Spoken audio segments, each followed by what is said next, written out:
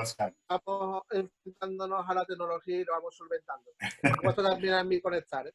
Vale, disculpar todos. ¿Me escucháis bien? Sí. Sí. Y me veis también bien, ¿no? Vale. Vale, yo he vuelto, disculparme, pero es que mejor. contra esto ahora yo los veo perfectamente. He cambiado porque tengo dos móviles, aparte de la wifi, ahora me he cambiado móviles. Voy a volver a cruzar los dedos y pido disculpas a todos vosotros y a todos los espectadores, porque, bueno, en fin, son los problemas del directo.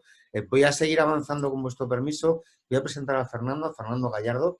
Fernando es periodista, escritor, conferenciante y analista de tendencias y nuevos conceptos en materia de turismo. Inició su carrera profesional en el año 78.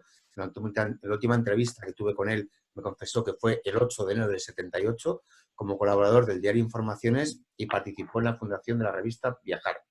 Es crítico de hoteles en El País, el diario de mayor circulación en lengua española desde el año 87, fundador y promotor de la marca Hoteles con Encanto, fundador y CEO de notodohoteles.com, una web pionera de recomendaciones hoteleras, es ponente habitual en congresos, convenciones y seminarios de hotelería y turismo en España, tanto en España, Portugal como en América Latina, y en 42 años de ejercicio profesional ha visitado más de 26.000 hoteles en todo el mundo.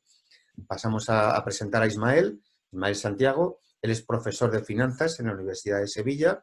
Ismael es analista financiero de blockchain, criptomonedas e ICOs.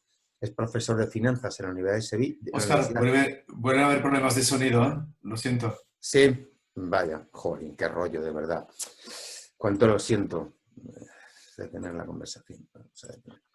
¿Ahora se te oye bien? Sí, venga, pues vamos a seguirlo. Y la imagen seguramente se oye mejor. Vale, lo que voy a hacer es que yo voy a quitar mi cámara, ¿vale? Con vuestro permiso, y así yo creo que irá mejor, ¿vale? Voy a detener mi vídeo y ya está, lo siento. ¿Vale? Estábamos con Ismael. Ismael es analista financiero, profesor de finanzas en la Universidad de Sevilla, es experto en valoración de empresas de base tecnológica, mercados financieros, corporate finance e intangibles. Es autor del libro La nueva economía blockchain y en 100 preguntas. Oscar. Dime. Oscar, sigue sin funcionar. Perdona, ¿eh? Se te corta constantemente la voz. Sí. Bueno, ¿qué queréis que hagamos? ¿Nos emplazamos para otro día? No sé, ¿cómo tenéis agendas? ¿Cómo tenéis agenda? No sé si vosotros me escucháis. Oscar, Sí. Desconecta la cámara. Sí, la tengo quitada. Desconecta la cámara. La cámara está quitada, mi cámara la he quitado, ¿eh? Ahora se te oye mejor. ¿Sí? Vale, estupendo. Claro. Bueno, esperemos que... ¿Sí? ¿Ya bien? Bueno, vuelvo a pediros disculpas a todos los que estamos aquí, pero bueno, son los problemas un poco del directo. Yo, si queréis, para no dilatar más el tema, Hostia. por favor, dejar las instrucciones a los ponentes. Oscar, no va, perdona, ¿eh? Vale. Oscar, se sigue cortando constantemente. Tenemos que buscar un plan B porque esto no va. Vale, me comentan que a vosotros os escucha bien. Yo lo que hago, si os parece, silencio mi cámara, silencio mi micrófono y queréis empezar a hablar vosotros.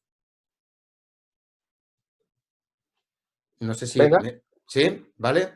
Bueno, me dice un ponente que se os oye bien. Yo me quito del medio y os dejo a vosotros. ¿Vale? No sé si tenéis las preguntas que os pasé por correo electrónico. Mil disculpas.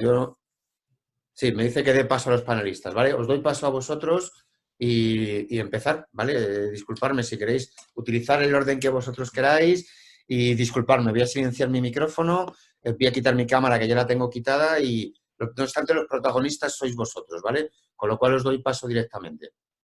Si queréis empiezo yo, como queráis, en orden. Muy bien. A ver, como quieras. Pues, bueno, pues como comentaba Óscar, soy Ismael Santiago, soy profesor y doctor de la Universidad de Sevilla. Mi especialidad está en el ámbito de la valoración de empresas de base tecnológica. Mi tesis doctoral sobre Scientific Laude fue relacionada con el sector biotecnológico, luego estamos relacionados con aspectos y coyunturas actuales como el tema del COVID. Y bueno, mi línea de investigación en los últimos 5 años, sobre todo ha estado orientada al ámbito de los intangibles y el ámbito de la que es la tecnología blockchain y los criptoactivos, ¿no? Y entonces, sin más preámbulo, pues a la primera pregunta, reservar un avión, hacer el check-in en un hotel, son algunas de las soluciones que podría aportar la tecnología blockchain, ¿no? ¿Y qué otras soluciones pensáis que podría aportar esta tecnología? Bueno, pues yo he pensado que, por ejemplo, una plataforma blockchain de puntos de recompensa, que es una herramienta en la que las empresas asociadas pueden realizar promociones y eventos. Y el caso quizá más significativo de esta plataforma de blockchain de puntos de recompensa puede ser MileKey Alliance, no sé si la conocéis, ¿no?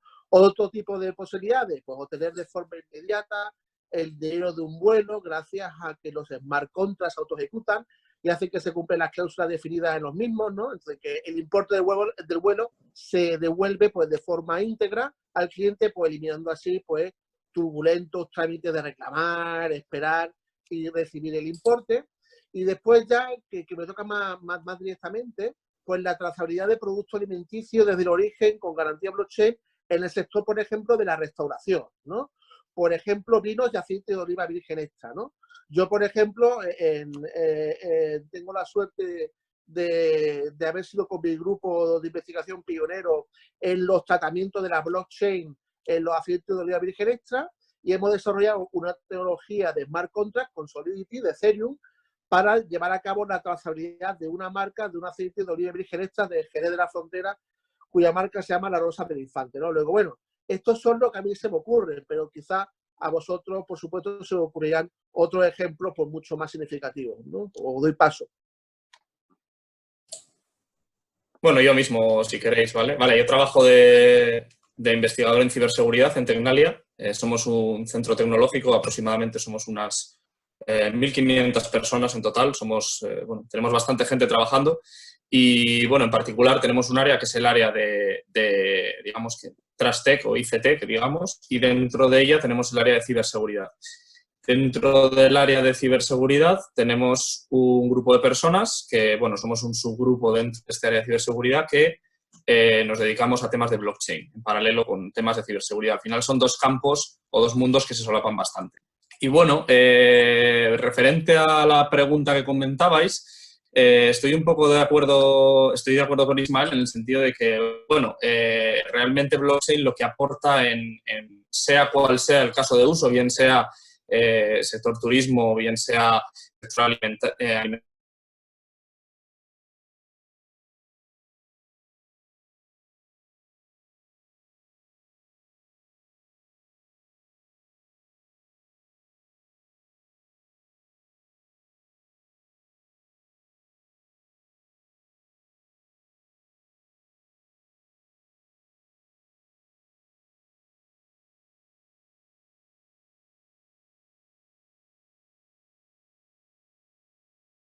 los posts, los comentarios de la gente, tal, y ha habido un poco de lío, por ejemplo, en el sentido de que Booking no ha, digamos, el usuario ha solicitado por la cancelación de ese alojamiento, porque Booking mandó un correo que decía que se podía cancelar sin coste debido a la pandemia, etcétera. Entonces, ese usuario manda una petición de cancelación gratuita y el alojamiento asume o admite que ha devuelto el dinero que el usuario ha puesto. Pero el dinero no llega al usuario. Entonces, ahí hay una especie de teléfono roto en el que el usuario no está que ha emitido el reembolso, pero el reembolso no llega. Entonces, ahí hay un poco de conflicto que dicen, bueno, pues entonces ese dinero se lo ha quedado Booking, se lo ha quedado el alojamiento, porque claro, yo como usuario no lo tengo, entonces ¿quién lo tiene, no? Entonces, pues bueno, en este tipo de situaciones, pues una plataforma que te garantiza una trazabilidad y que puedes ver, digamos, de forma imparcial dónde se encuentra, en este caso, un activo que sería este reembolso, pues te aporta unas ventajas bastante sustanciales. En la práctica, si no ocurre un evento de estos, todo el mundo se fía de Booking, ¿vale? Al final es, bueno, ¿cómo no te vas a fiar de Booking? ¿No? Lo usa todo el mundo, es una plataforma que va fenomenal, pero claro, cuando ocurren este tipo de situaciones un poco extraordinarias, pues compañías de las que de normal te fías, compañías en las que tú pones tu confianza al 100%, el tema de las aerolíneas, etcétera, ¿no? Con todo el tema de las cancelaciones de vuelos, quién tiene que pagar, etcétera, ¿no? Claro, ahí al consumidor le entra la duda y dice, ahora ¿quién tiene mi reembolso, ¿no? Entonces, el hecho de contar con una plataforma, digamos, descentralizada, que, como bien dicen algunos expertos en blockchain, que a mí es una frase que me gusta mucho, blockchain es una plataforma que todo el mundo puede usar, pero nadie controla, digamos, o nadie posee, ¿vale? Entonces, el hecho de poder utilizar una plataforma de este tipo te aporta muchísimas ventajas y ahora se está viendo, ¿no? Bueno, no es que nadie se acuerde, pero no a todo el mundo se le ocurren las ventajas de blockchain cuando todo funciona bien, ¿vale? Pero cuando algo funciona mal, realmente es importante o es útil tener una plataforma de estas. Eso es un poco lo que quería comentar. No sé si alguno más quiere comentar algo. No, si quieres... Sí. Al final, estoy de acuerdo en todo lo que habéis dicho. Me gustaría pensar un poquito más allá también en términos de algunas de las temas que están surgiendo, lo que se están hablando, ¿no? Y posibles pasaportes biológicos, por ejemplo, y cómo de alguna forma, independientemente de que creamos que sea bueno o sea malo, cómo de alguna forma puede ayudar en su implementación o a resolver una herramienta como blockchain. Yo cuando me planteo un posible pasaporte biológico, y nuevamente soy agnóstico con respecto a si creo que es algo que nos puede ayudar o no ayudar, lo primero que pienso es en los posibles problemas de confianza que puede estar generando al individuo en ese pasaporte biológico. Es decir, que si mi compañía de seguros o algún tipo de administración tiene acceso a los datos vinculados a mis movimientos, pues cómo de alguna forma me puede estar perjudicando, ya sea en mi seguro médico, en mis coberturas o en la forma en la cual se me esté tratando, ¿no? Y creo que la ventaja justamente de herramientas como blockchain es que lo que podrían ayudar es a construir una herramienta que permitieran efectivamente tener esa trazabilidad, pero trazabilidad en una forma en la cual no hubieran unos estados que de alguna forma pudieran intentar aprovecharse de esa información, o no hubieran unas entidades privadas que de alguna forma pudieran aprovecharse de esa información, no necesariamente para el bien del individuo.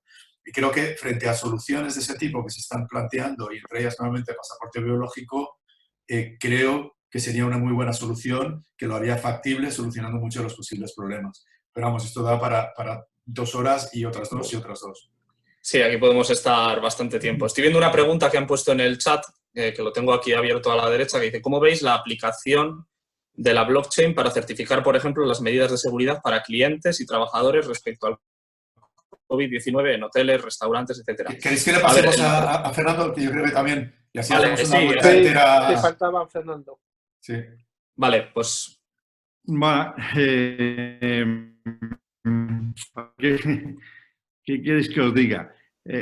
Yo creo que está bien planteado, ¿no? Todo lo que habéis dicho. Yo creo que empezar un poquito quizá por el principio de todo, ¿no? Por esto que hay atrás, ¿no? Es un diagrama. Blockchain es un diagrama. Es la manera de representar las cosas, ¿no?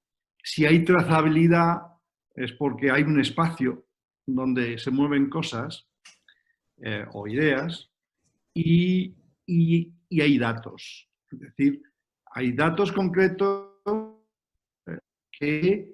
cuyo seguimiento puedes abordar, analizar y sacar conclusiones. Y esto es muy importante porque si no entendemos este concepto del diagrama, de la localización en el espacio de las ideas, de las cosas, es decir, de los datos, seguramente estamos confundiendo a todo el mundo con el significado de blockchain, que al final lo que me he dado cuenta en todos estos años que llevamos con blockchain es que nadie lo entiende.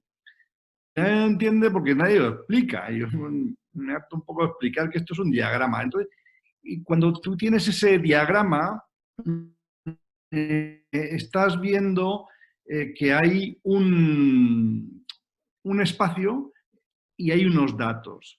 Y la gran tarea que hay que abordar es la de la identidad del dato.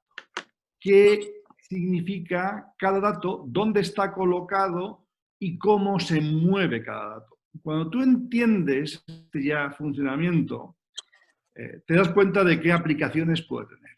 y son múltiples en el terreno energético, en el terreno financiero, criptomonedas, que ha sido el germen del protocolo. Para el turismo, lo más interesante es que si tú colocas la actividad turística en este diagrama y vas identificando los datos que hay en ese diagrama, la primera aplicación que ves con claridad es la identidad. Para mí, la aplicación principal de blockchain en el turismo es la identidad.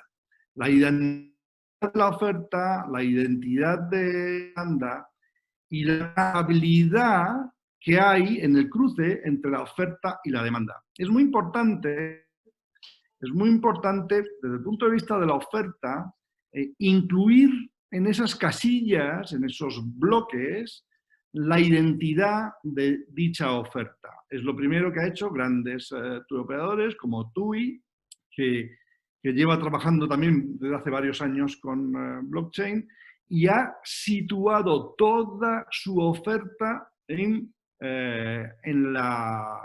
el diagrama blockchain. TUI hoy tiene toda su panoplia de paquetes, de viajes, en las casillas de blockchain. Y el siguiente paso, y es el gran reto que hay que abordar ahora, un reto muy complejo, es el de la demanda. Hay que situar la demanda en blockchain. Podemos pensar que ya muchas empresas están en blockchain con sus ofertas, con sus productos. Bueno, ahora hace falta situar la demanda. Y ese creo que es el gran reto porque es un terreno muy resbaladizo. Cuando situamos, identificamos al viajero, al huésped o al cliente de un producto turístico y lo situamos en cada una de las casillas, hay que entender que el movimiento de esos viajeros parte de la identificación de ese viajero, de ese cliente. Identificar a ese cliente hoy genera una gran polémica, sobre todo en esta parte occidental del mundo, donde tenemos unas normas de protección de los datos muy rígidas, donde además hay desarrollada desde muy antiguo, somos culturas herederas de la tradición cristiana, aguda en el caso de la católica, donde la mano izquierda no debe saber lo que hace la mano derecha, pues tenemos muchos problemas, por ejemplo, para la soberanía individual significa la privacidad. Eso existe en otras áreas de nuestro planeta, pero que en Occidente está muy protegido, muy defendido de toda una herencia muy importante que explica perfectamente lo que somos. Y esto tiene un enorme impacto en el turismo, tiene un enorme impacto ahora mismo, precisamente esta última pregunta que comentaba Santiago, de cómo certificar las medidas de seguridad para agentes y trabajadores respecto al COVID-19. Yo llevo 2 meses de reuniones, unas de 12 a 15 horas diarias de reuniones con un montón de grupos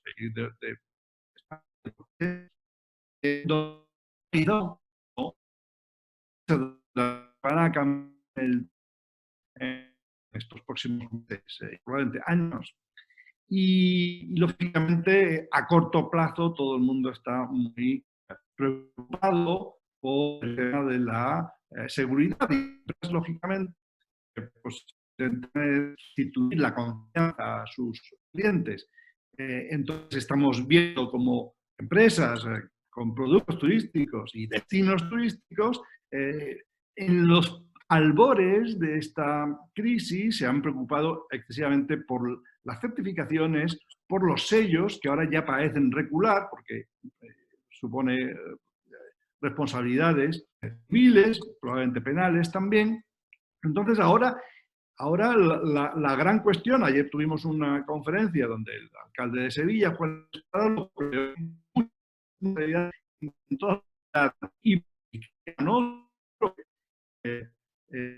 que no es el certificar que tu establecimiento es saneado, está infectado, está aparentemente libre de la COVID. No, no, no es.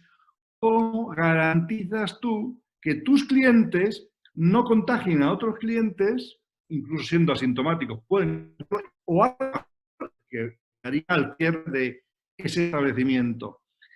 Y claro, se decía, bueno, hará falta un control sanitario, hará falta un test. Ayer en esta misma conferencia también una aportación muy clara de Carlos Barrabés en este sentido.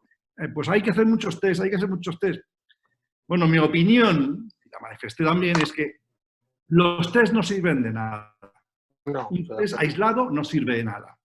El test que sirve es aquel que permite la monitorización del test. Es decir, tú hoy estás libre de la COVID, pero a lo mejor dentro de 2 horas no. A lo mejor mañana te contagias. Entonces, lo interesante no es tener un test hoy y que sirva para dentro de una semana. Lo interesante es una multitud de test o bien, algo más sencillo, que es hazte un test de analizar el movimiento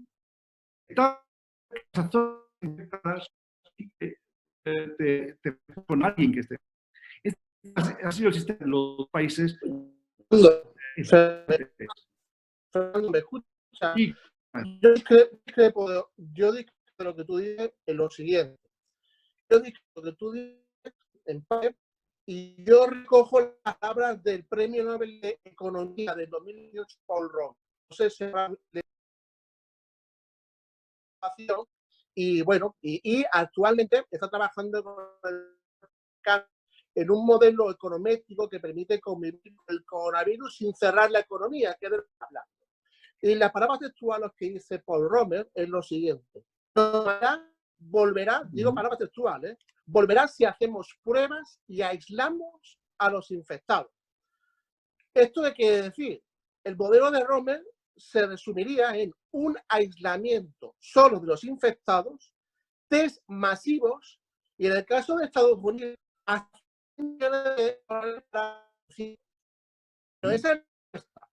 porque aquí hablamos de un concepto que es de confianza, y la sociedad y la economía se basan en la confianza. Por ejemplo, hay una pregunta que a medidas como bonificaciones en el IVA y o bonos de proximidad podrían ser efectivas. Mire, los bancos centrales están inundando de dinero. Eso no va a aliviar la situación. Una situación muy sencilla. Yo no voy a ir, por ejemplo, por mucho dinero o por mucha liquidez que haya en el mercado, yo no voy a ir a mi dentista si sé previamente si mi dentista tiene el coronavirus. Y posiblemente mi dentista no me querrá si no tiene la certeza de que yo no tengo coronavirus.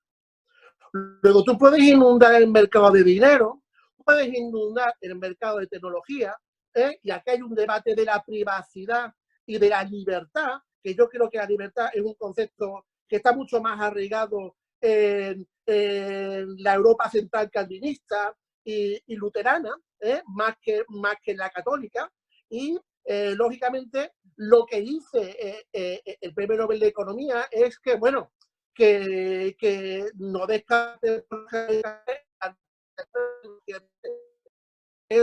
es mucho más difícil, mucho más costoso, y va a costar más convencer a si te lo va. Quizás la solución más fácil, no, bueno, y entre comillas lo de fácil es test masivos, PCR, que sí, que a lo mejor hay que hacerlo una semana o 2 semanas, que también a lo mejor que habrá que hacer los respectivos análisis sanguíneos pertinentes y combinarlo todo.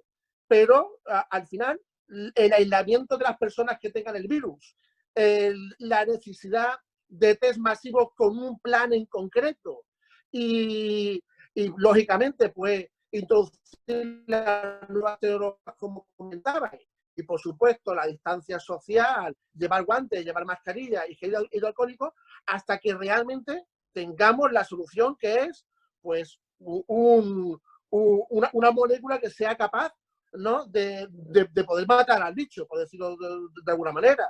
Y eso, los que hemos estudiado el sector biotecnológico desde un punto de vista financiero, eso es muy costoso, lleva muchísimos años. Y gracias a Dios que todas las grandes farmacéuticas y todas las empresas biotecnológicas están en ese Grand Prix para poder conseguir, ¿entiendes?, lo que sería la vacuna. Pero mientras, yo, es una opinión mía personal, yo me quedo con el planteamiento que hace Paul Romer sobre la necesidad de temas aislamiento de solo de los infectados, por supuesto, las medidas de prevención y de aislamiento, y las nuevas tecnologías digitales, como comentáis, irlas introduciendo y que la gente, pues bueno, pues poco a poco se vaya convenciendo o que decida libremente si cede su libertad por seguridad, ¿no? Porque eso ya hemos leído mucho, ya hemos padecido mucho desde la ley Patriot del 11S, cuando atacaron a las Torres Gemelas, ¿no? Pero eso es otro debate, otra mesa que llevaría ahora. Pero simplemente es una postilla. Está muy bien y con todo respeto, yo creo que en el fondo el debate a lo que nos estaba conduciendo era un debate quizá ajeno a blockchain, que es por la cuestión de moda que está ahora el coronavirus, que es el debate entre libertad y seguridad. Son unos vasos comunicantes muy difíciles. Eso es un debate que está ahí. Pero concretamente, y más centrándolo en blockchain, la postura que defiende sobre Romer y tal, en realidad se ha practicado. La hemos visto en Alemania y en otros países. Sí. Chile, por ejemplo. Y Corea del Sur. Y Corea. Pero fíjate la diferencia que hay entre Corea, igual que Taiwán, y Alemania. En Corea y en Taiwán han hecho test masivos, pero no se ha quedado ahí como en Alemania. Alemania ha hecho test masivos y ha aislado a la población. Corea y en Taiwán no. Han hecho test masivos con monitorización de los afectados. Y entonces lo han podido parar. Y Alemania, en cambio, tiene rebrotes constantes. En Alemania, la semana pasada, Merkel dijo que se recomendaba que todo el mundo volviera al confinamiento de sus casas. Alemania nunca ha confinado. La crisis no se ha resuelto en Alemania. Está mejor resuelta en Corea y en Taiwán. ¿Por qué? Porque han aplicado tecnología de seguimiento de la población. Ese es el espíritu del blockchain. La monitorización, la trazabilidad, no solamente de las cosas, sino también de las personas. Y ese es un debate que nos conduce efectivamente a libertad o seguridad. Pero en este momento el debate ya se ha resuelto. En este instante. Ya veremos dentro de unos meses o dentro de unos años. Hoy prima la seguridad sobre la libertad.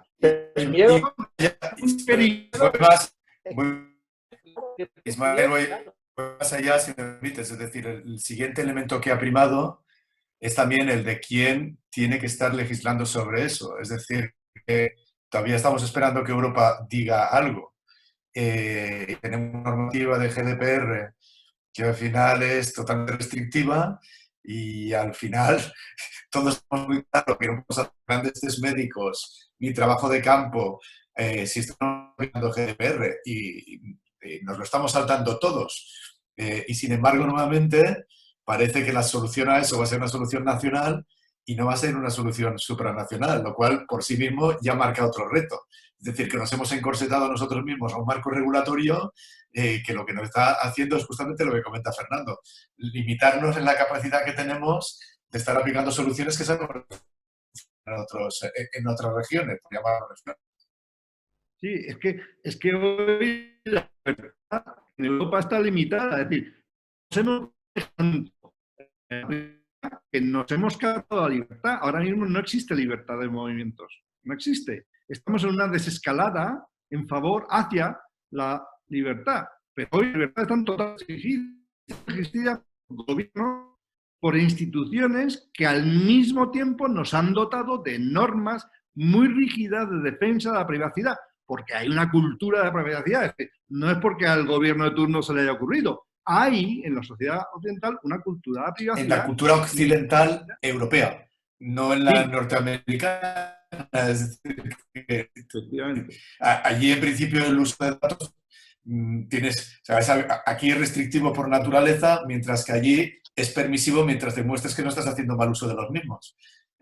Y al final creo que es el modelo a seguir. Sí, pero el problema está en que el monopolio de las plataformas son norteamericanas, no hay ninguna europea. Es decir, no hay ningún Apple europeo, no hay ninguna ningún Microsoft europeo. La pregunta es por qué. La pregunta es por qué, Ismael. Y ese oligopolio mundial norteamericano. La pregunta es por qué. Pero claro, eso es un problema de que Europa no ha sabido realmente ser competitivo en la innovación, no se ha tomado en serio realmente ese aspecto. Entonces, claro, ahora... He trabajado unos cuantos años en plataformas, te aseguro que uno de los principales motivos por los cuales no hay plataformas es justamente por una diversidad de regulatorio que te hace imposible poder estar escalando, porque aquí cada comunidad autónoma y cada municipio legisla como le da la gana. Y a partir de allí, a nivel de líneas de código y de soluciones que tienes que dar para poder estar dando respuesta a esos múltiples regulatorios por parte de múltiples mercados, te hace que seas imposible que puedas estar compitiendo, imposible. Pero no es tanto por un dato, es por un tema de complejidad de la forma en la cual permitimos o no estar compitiendo en los diferentes mercados. Sí, bueno, ahí está lo que pasó con Uber y con la licencia y la problemática con los taxis, efectivamente. Es que no hay mucho terreno libre para que Europa pueda innovar, porque cualquier idea, cualquier iniciativa, filtros burocráticos, sometimientos a regulaciones, y eso, pues, lógicamente es un obstáculo. Y para mucha gente que hoy está innovando, prefiere directamente irse a innovar a Estados Unidos, donde por el derecho común, pues primero innovas y después asumes la responsabilidad. Aquí no tienes ninguna responsabilidad, aquí nadie es responsable de nada, pero todo el mundo tiene que cumplir la norma. Es decir, es al contrario, y ahora mismo Europa no es que no se haya puesto de acuerdo para combatir la pandemia de manera ordenada, inteligente y ecuménica, digamos. No, es que directamente Europa se ha visto que no existe, porque Europa es un sistema viejo que ante problemas nuevos no sabe reaccionar. Totalmente. De acuerdo. Oye, ¿y qué os parece tratar la siguiente pregunta? ¿Cómo consideráis que se comportarán los turistas y dónde empezarán las primeras reservas en hoteles, alojamientos de turismo rural o alojamientos turísticos? Me gustaría saber vuestra opinión y yo me quiero reservar para el final, ¿no? Porque yo hablo mucho. ¿Qué os parece? Bueno, aquí tienes a un ex CEO de Airbnb, ¿no? Pero por echarle un capote, esto no es una opinión. Yo no voy a emitir opiniones, todo el mundo me conoce, sabe cuál es mi opinión. Yo no voy a emitir una opinión. Yo lo que voy a decir es que el pick-up de las reservas de los próximos meses apuntan masivamente a viviendas turísticas en desfavor de hoteles. Sí, yo varias cosas. Una es, sí, y en el fondo, y lo comentábamos en el punto anterior, nos parecemos a los chinos, pues cero. Si uno mira las pautas de cómo China ha salido, es una combinación de doméstico y de bajo coste. Pero bueno, es China. Yo allí, y ayer mi antiguo CEO estaba dando una charla con la comunidad mi antigua comunidad de anfitriones, con 3 millones de anfitriones dentro de Airbnb. Y yo creo que quien salga de todo esto será quien sea capaz de estar generando confianza por parte de la gente. Porque al final el viajar tiene que ser una experiencia agradable. Si se convierte en una experiencia desagradable, pues ya lo abandonas. Desde luego la pernoctación la abandonas. Entonces creo que se tiene que hacer de una forma que sea humana y se tiene que hacer de una forma que genere confianza por viajeros, que como mínimo en el corto plazo seguramente van a ser más estadías en alojamientos alternativos, llámalo casas rurales o llámalos Airbnb. Y por dos motivos. Una primera, porque la gente va a depositar más confianza justamente en ese tipo de tratamiento y seguramente la experiencia va a ser más agradable. Pero en segundo lugar también, porque la mayor parte de los hoteles son hoteles que están acostumbrados a operar con un mínimo un 40% de ocupación. Y cuando el turismo vuelva a recuperar poquito a poco, al menos yo desde Selina, el grupo donde estoy trabajando ahora, las asunciones que tenemos es de que el turismo empezará con unas cargas de ocupación en hoteles de un 20%. Entonces es muy difícil que la industria tradicional hotelera, que está acostumbrada a trabajar como estaba trabajando, realmente sepa tener una experiencia, peor todavía una buena experiencia, o que pueda estar no perdiendo dinero con un mínimo de un 40% de ocupación. Entonces yo creo que todo eso dispara hacia una misma línea, que es justamente los alojamientos alternativos. Y para mí alternativos es solamente alternativo a la cadena tradicional que hemos conocido hasta ahora. Sí, es que además hay un detalle, lo digo porque ya se está viendo en las reservas, reservas próximas, ¿no? Para julio o agosto, ya se está viendo esto. Claro, un hotelero puede decir efectivamente que una vivienda turística no puede garantizar la debida desinfección, y es cierto. Y yo creo que tener pues 60.000 viviendas asegurando la desinfección por sí mismas no va a ser posible. Por eso creo que los intermediarios tecnológicos, no tanto los transaccionales, tienen ahí un rol que desempeñar en los próximos meses. Creo que Airbnb concretamente no ha tenido muchos reflejos en esta crisis, a diferencia de Booking, con lo que ha hecho con las devoluciones, con los reembolsables. Y la única manera, y creo que ha defraudado un poco a su comunidad, era un tema muy delicado, porque Airbnb tenía todas las de ganar si hubiera mantenido su vocación de comunidad de usuarios frente a comunidad de alojadores, ¿no? de hosts, de los anfitriones. Porque si hubiera tenido esa comunidad de usuarios, le habría sido mucho más fácil garantizar el mensaje de la confianza, de la seguridad, de la higiene en sus viviendas. Esto no lo ha hecho.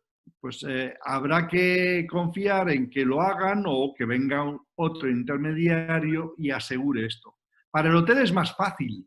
Para el hotel, sin duda alguna, es más fácil. El problema del hotel está en que no solamente va a ser fases. En la desescalada, los espacios comunes van a ser muy problemáticos. El hotel tiene que cambiar todo su régimen de desayuno, tiene que cambiar todo su régimen de alimentación y bebidas. Es tremendamente problemático para un hotel, porque al final, ¿qué es lo que puede ofrecer el hotel? Habitaciones. Y si el hotel ofrece solo habitaciones y no espacios comunes, que son espacios de servicios, al mismo nivel que una vivienda turística, con la diferencia de que en la vivienda turística hay más espacios, más metros cuadrados, y hay instrumentos mucho más interesantes para pasar una estancia que recluido en una habitación de 12 metros cuadrados, en el mejor de los casos, que es el límite de un hotel de lujo. Entonces, el hotel está en inferiores condiciones en estos primeros compases de la pandemia. Yo creo que la historia se recompra no este año, no lo veo viable, y este año muchos no van a abrir o va a estar muy tocada, y el año que viene veremos, no va a ser tan fácil, tampoco que esta desescalada que los gobiernos en general han programado de una manera prudente, vaya a resolver las distintas oleadas, las distintas mutaciones del virus.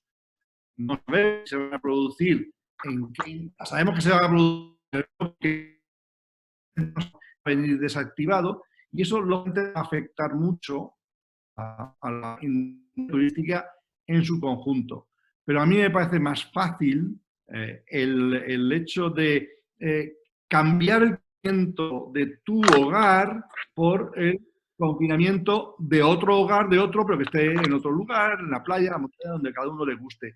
Va a ser más fácil esa extrapolación que de repente meterte en un hotel, en una habitación pequeña, sin servicios, sin que te den comida, sin nada, va a ser muy, muy problemático por mucha desinfección, mucha certificación que tenga la industria hotelera. Por eso, siempre he dicho, la industria hotelera ha perdido en su batalla por la regulación, por la europeización del derecho a la privacidad y de la excesiva regulación de las cosas, ha perdido la iniciativa en algo que tenía que haber asumido de hace años, y lo llevábamos diciendo, que es que son los profesionales del turismo, los hoteleros son los verdaderos profesionales del turismo y son los que más capacidad tenían para gestionar viviendas turísticas. En lugar de oponerse, tenían que haber pasado directamente a aliarse y a gestionarlas. De hecho, hay muchos de ellos que ahora están intentando reconvertirse justamente de corta durada a media durada, pero les pilla en traspié. Vale. Pues mira, me vais a permitir, mis colegas de debate, adoptar el rol del pesado académico, ¿no? Por lo siguiente, ¿no? Respondiendo a la pregunta, ¿no? ¿Cómo consideráis que se comportarán los turistas? ¿No? Yo creo que los turistas se comportarán de forma que les prestan los principales medios de comunicación, ¿no? Y bueno, pues si uno ve los datos que se recogen por los diversos medios, pues tenemos que la Organización Mundial del Turismo advierte que el turismo internacional podría caer entre un 60 u 80% en el 2020 como consecuencia del coronavirus. Esto supondrá una pérdida entre 850 y 1.100 millones de turistas internacionales, y con ellos entre 843.000 millones y 1,1 billones de euros europeos en ingresos por exportación del turismo, ¿no? ¿Esto a qué lleva? A que se encuentren amenazados entre 100 y 120 millones de trabajos en empleo directo solamente en el sector turístico, ¿no? Y ahora, bueno, pues en España el sector turístico emplea 3 millones de personas en forma directa en España. Y el sector turístico en España es el 15%. Y es curioso un dato que dio un informe, un estudio del gobierno balear, que decía que de cada 3 euros del PIB del gobierno balear, uno ya ha sido destruido por el COVID-19, ¿no? Si nos vamos a la Unión Europea, el sector turístico supone el 10% del PIB. Y entonces, claro, tenemos las manifestaciones que hizo Bruselas ayer, ¿no? Sobre el tema de las recomendaciones de reabrir fronteras y reactivar el turismo mediante corredores seguros entre países. Pero es y dentro de un plan de fase, ¿no? Estamos haciendo cosas ¿no? Como bien, ¿no?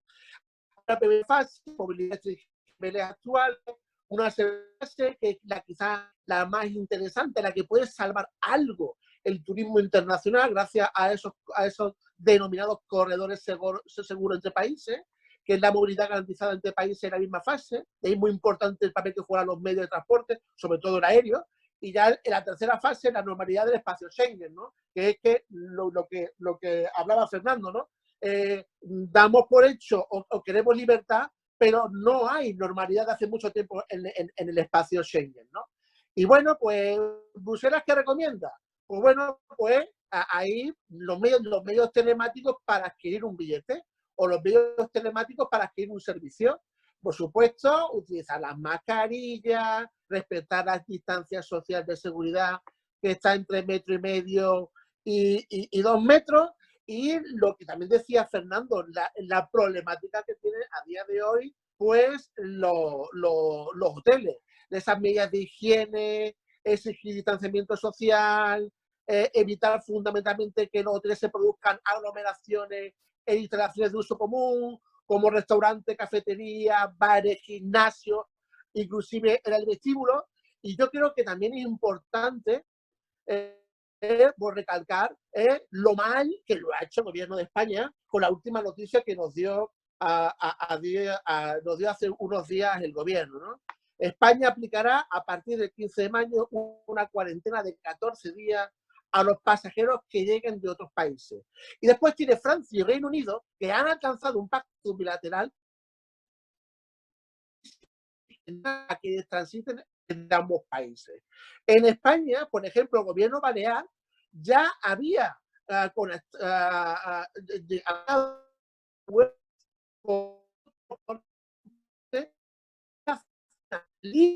coronavirus en las Islas Baleares para que viniera, por supuesto, pues tradicional turismo internacional alemán y británico. Pero claro, con esta medida gubernamental de la cuarentena a 14 días, lo que ha hecho es reventar automáticamente la posibilidad de que venga el turismo internacional a España cuando hemos sido el segundo país con 82 millones de visitantes, ¿no? Si queréis, no quiero monopolizar la palabra, pero bueno, yo te puedo explicar de varias maneras, ¿no? Lo primero es entender que hay muchas maneras de afrontar este problema. Cuando vemos todavía una gran herencia en los países musulmanes que van con el hijab, ¿no? Estos velos, que hoy muchas estampas populares en Occidente nos recuerdan esos velos islámicos. Los velos, no, igual que las costumbres de no comer cerdo y estas cosas, no salen porque sí, no salen porque un profeta se le antoje por capricho. En la historia nunca ha funcionado así. Son herencias culturales de hábitos sobrevenidos por distintas crisis. Las antiguas pandemias, que eran muchísimo más duras, más fuertes que esta, que ha sido muy pequeña, la verdad, ha sido muy viralizada, pero en afectación, ¿no? En vidas humanas y todo, muy pequeña, pues la verdad es que culturas como la islámica, donde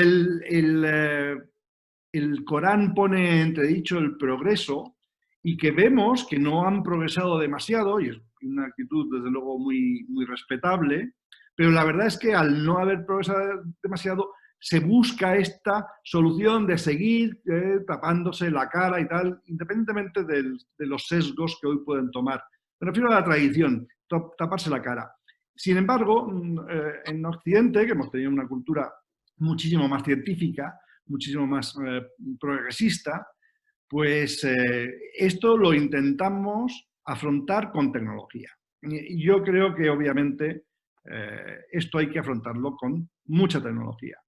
Y tecnología en todo, y estamos hablando de blockchain, y el blockchain va a aportar una alternativa tecnológica de primer nivel sobre los contagios, sobre la monitorización de la población, sobre la biotecnología, el futuro de la telemedicina, que hoy sería inviable. Es que la telemedicina, si hoy medicina preventiva, realmente estamos gastando demasiado en terapia y poco en medicina preventiva, pero no se puede hacer medicina preventiva sin telemedicina y no se puede hacer telemedicina sin liberarnos de las restricciones a la protección de los datos. Bueno, todo es una cadena que está relacionada. Y con respecto al turismo, bueno, yo no me voy a meter con el gobierno, no voy a hablar de política, creo que es muy difícil ser gobierno en estas circunstancias, no me gustaría ser Pedro Sánchez, ni Angela Merkel, ni mucho menos el chino, ¿no? Bueno, pues claro, es muy difícil ser gobierno ahora. Yo creo que hoy nadie puede criticar a los gobiernos porque nadie tiene la varita mágica, ¿no? Pero, obviamente, la medida del gobierno español ha producido en un escenario donde había mucha reclamación. mucha voz, mucho mentidero público que hablaba de corredores sanitarios y que hablaban de abrir distintos mercados como el irlandés, como el alemán con respecto a Baleares, y ante eso el gobierno ha tenido que tomar, pues lógicamente, pues una alternativa muy fácil, que es voy a imponer la cuarentena y así elimino ese problema. ¿Y por qué puede ser un problema? Primero porque la pandemia no está controlada. No está controlada, estamos todavía viendo a ver qué puede pasar. Pero es que además no creo que vaya a estar controlada este año. Y no creo que vamos a solucionar el tema ni siquiera con la vacuna. Esto ya lo veremos. Yo creo que vamos a vivir en un sistema de intranquilidad, esta nueva normalidad que nos va a tener entretenidos pues seguramente 3-4 años.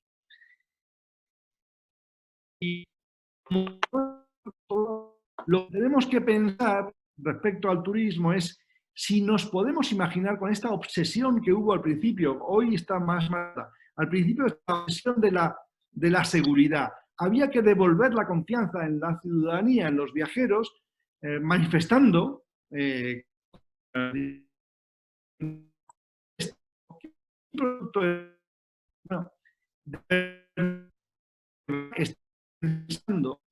el turismo el turismo tiende hacia la politización de todo.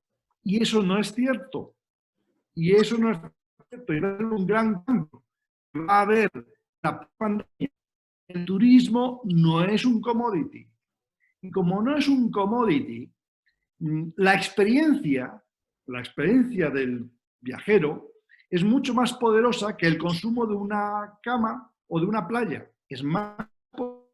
Y la experiencia de un viajero va a pedir entrar en un hotel absolutamente seguro, desinfectado, como quien entra a un hospital, que encima no son tan seguros.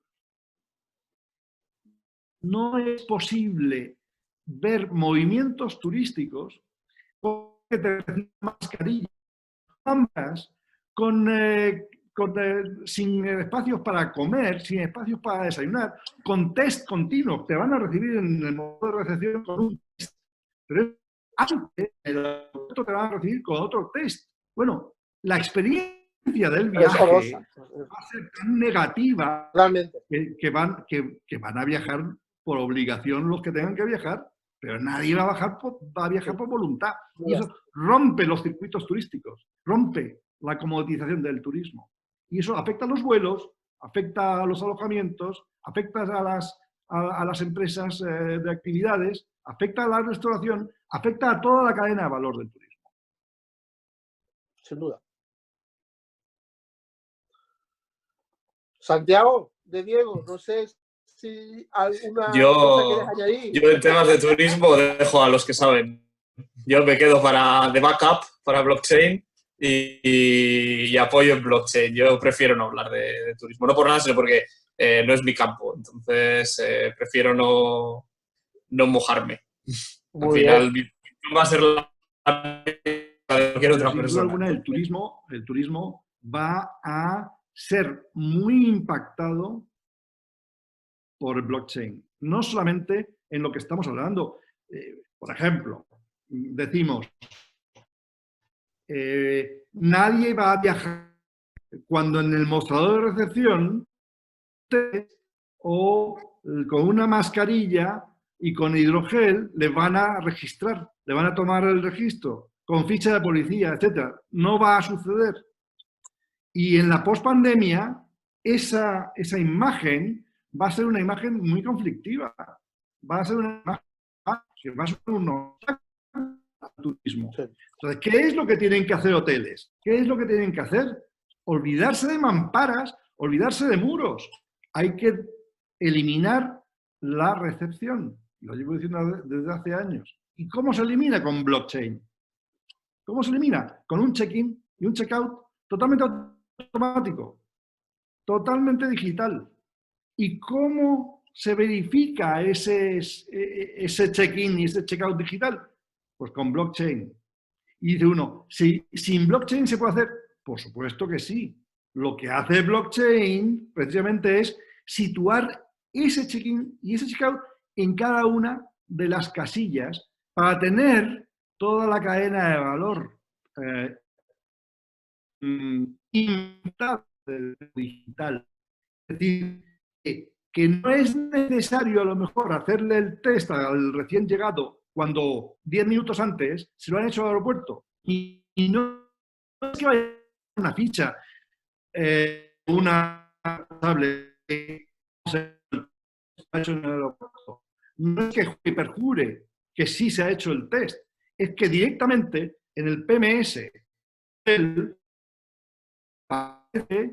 blockchain que hace minutos, hace una hora o hace 3 días, se hizo un test y cuál ha sido el resultado exhaustivo de su test. Y eso le simple. Es algo absurdo en los tiempos del turismo. Cuando llegas a un hotel, tanto siempre usted rellene aquí su nombre. Te pregunta quién eres. Oye, no sabes eso. Es que a tu casa te abre la familia. ¿Quién eres tú? No, ¿Qué? Tu familia te conoce. El hotelero no conoce. ¿Qué es lo que conozca? No. Interesante, por cierto. Claro. Y muchas más cosas. En la recomendación de todos, porque ahora mismo recomendaciones, bueno, como sé, ¿no? Miles, y todos validados por Sanidad, porque en realidad esos manuales no sirven de mucho más que de guías, ¿no? Porque la directriz, la única directriz es la de la autoridad sanitaria. La única. Los demás son todo especificaciones, recomendaciones, que están muy bien, pero no tienen autoridad. Bien, en esos manuales, casi todos, aparece el medio de pago es la tarjeta. Menos mal que no decían el dinero cash. Es decir, estamos hablando de contacto, de contacto. ¿Para qué demonios vas a tener que sacar la tarjeta? Es que es más, y de no, tarjeta contactless, es decir, sin contacto. O el móvil. Bien, eso era en el pasado. Con blockchain ahora no hace falta ni sacar el móvil. Por reconocimiento facial pasas como ocurre con las tiendas de Amazon Go. Pasas, entras, coges y te lo llevas. Y el sistema, por blockchain, te reconoce, sabe lo que has llevado, sabe lo que cuesta y te manda la factura a casa si es que necesitas factura, si no a tu gestor o si no directamente a Hacienda. Entonces, yo no hablo de eliminar intermediarios, no me parece que la solución sea eliminar intermediarios. Yo siempre prefiero hablar de que los intermediarios siempre son necesarios. Cada vez son menos necesarios los intermediarios transaccionales y más necesarios los intermediarios tecnológicos. Hace falta intermediación tecnológica para que todo esto sea más simple. Lo que hay que hacer, más que eliminar intermediación, es automatizar procesos. Los procesos, los protocolos, son absolutamente necesarios. Si no, estamos apostando por un modelo ineficiente de economía. Por tanto, son necesarios. Lo que hay que hacer es emplear la tecnología para automatizarlos, para que no tengamos estos problemas. Primero, que la recepción es un muro psicológico. Segundo, que te están diciendo que pagues con una tarjeta, con contacto, con... No. Si es que no tienes que pagar. Es que lo del pago es antiguo. El pago es antiguo. Los medios de pago ya son antiguos. Si empezamos a pensar en transacciones sin pagos, es decir, con un oferta y demanda automatizado, estamos dando un paso de gigante por supuesto, en la economía turística. Estamos simplificando cosas y cuando muchas veces decimos, fíjate, la automatización del turismo, como robotización. Y no, esa es una manera y no siempre es la más eficiente. ¿Cuál puede ser? La superación del modelo de negocio. Es cambiar ese modelo de negocio. Hacer que esa función no exista, suprimir la función, porque con innovación has creado una función diferente, que además es una función automática. No, me explico claramente.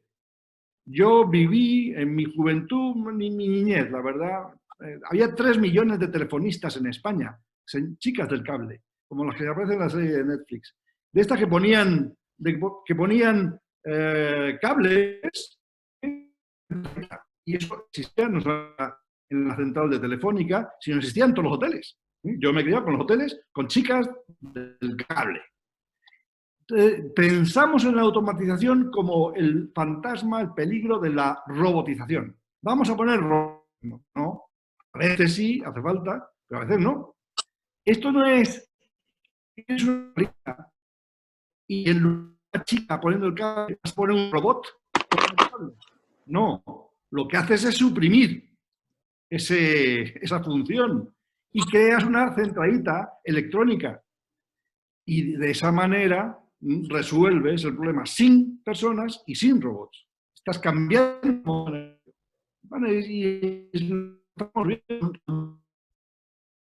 Uber no es el sustituto del taxi, es otra cosa. Me refiero al modelo de Uber como económico, si hubiera sido aceptado en el país. Bueno, en todo el mundo también. Si hubiera conducido en estado entre el taxi y la conducción automática.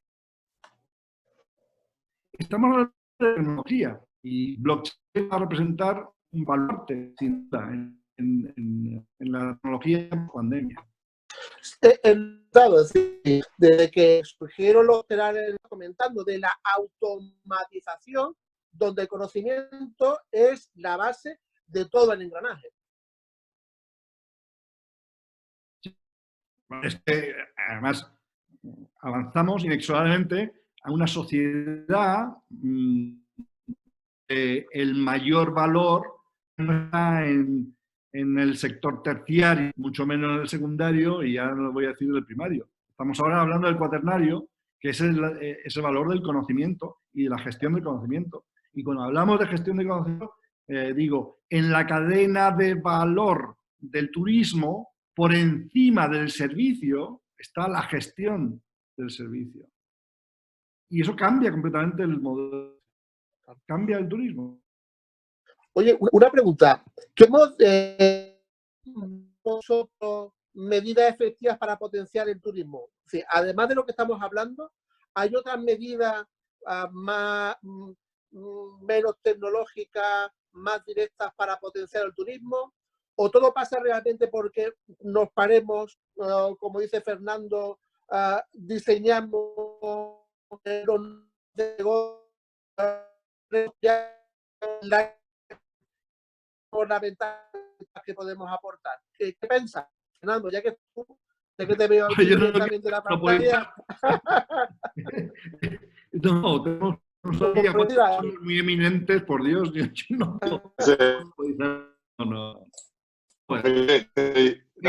Tengo una idea clara, pero prefiero también compartirla con todos. O Fernando Arnau, me gustaría también vuestra opinión, ¿no?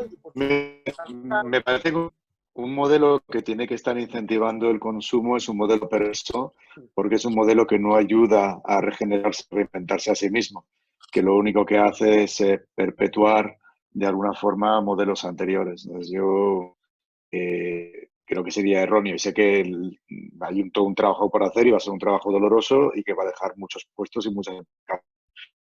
Creo que el estar inyectando de forma artificial demanda en actores turísticos que no se estén de alguna forma reinventando a sí mismos sería un tremendo error. Creo que no hay mejor incentivo que la experiencia. Si la experiencia es buena, ahí tienes el incentivo para que la gente viaje.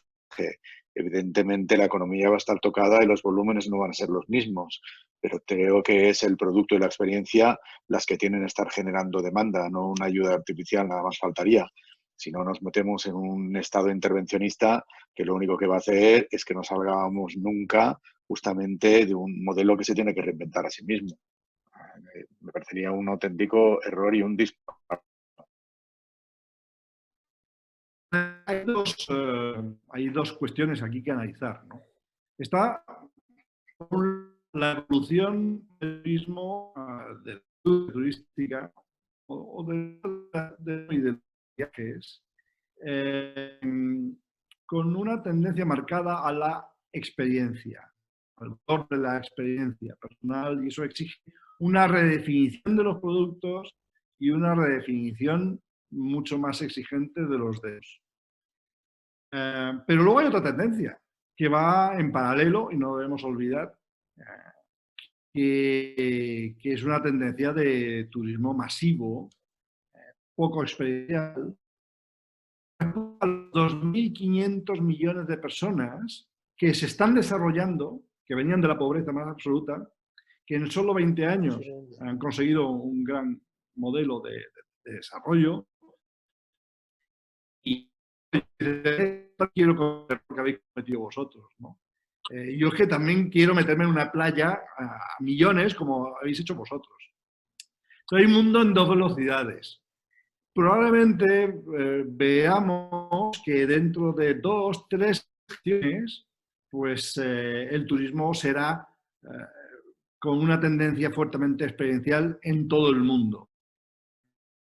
No podemos pensar esto y, sin embargo, sí tenemos que pensar en qué para afrontar la llegada de 150 turistas. Y va a ocurrir sin duda. No va a ser de alemanes, británicos o franceses como hasta ahora.